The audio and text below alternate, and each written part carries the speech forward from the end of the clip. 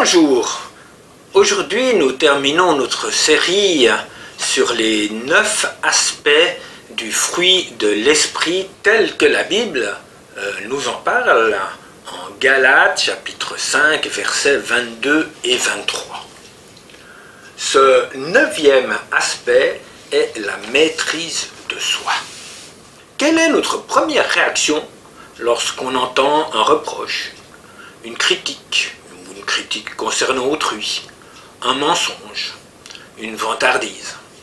Pour moi, souvent, ma réponse arrive immédiatement. Elle est cinglante, elle manque d'amour, elle fait des dégâts. La maîtrise de soi, c'est laisser passer du temps, afin que l'amour, la paix, la bonté, la bienveillance, la douceur prennent le dessus sur nos pensées négatives, destructrices. Alors, ma réponse orale ou écrite sera fort différente de ce que je pensais avant.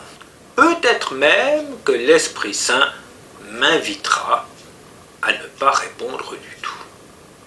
La maîtrise de soi est particulièrement utile pour les situations de tentation. Pas seulement pour éviter de répondre hâtivement de manière inappropriée, mais aussi pour résister à la convoitise, pour ne pas manquer de respect envers quiconque, pour donner priorité à l'important face au futile.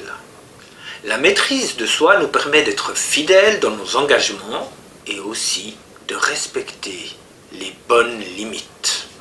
Il n'y a que 9 aspects qui nous sont mentionnés ici. Cela ne veut pas dire qu'il n'y en ait pas d'autres.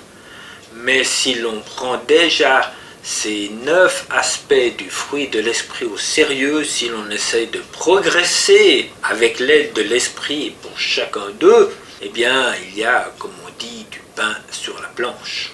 N'importe où, vous pouvez vous rappeler ces 9 aspects du fruit de l'esprit.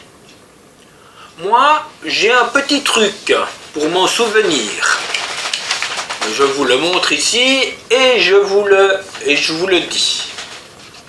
AJPP, bébé, fait des malheurs. A pour amour, J pour joie. Ensuite, PP, c'est pour la paix et la patience. BB pour la bonté et la bienveillance. Et puis, le final, fidélité, douceur, maîtrise de soi. Voilà, si vous avez encore de la facilité à mémoriser, AJPP, bébé fait des malheurs, et vous allez retrouver encore passablement de belles choses à expérimenter dans votre vie de tous les jours. Bonne journée.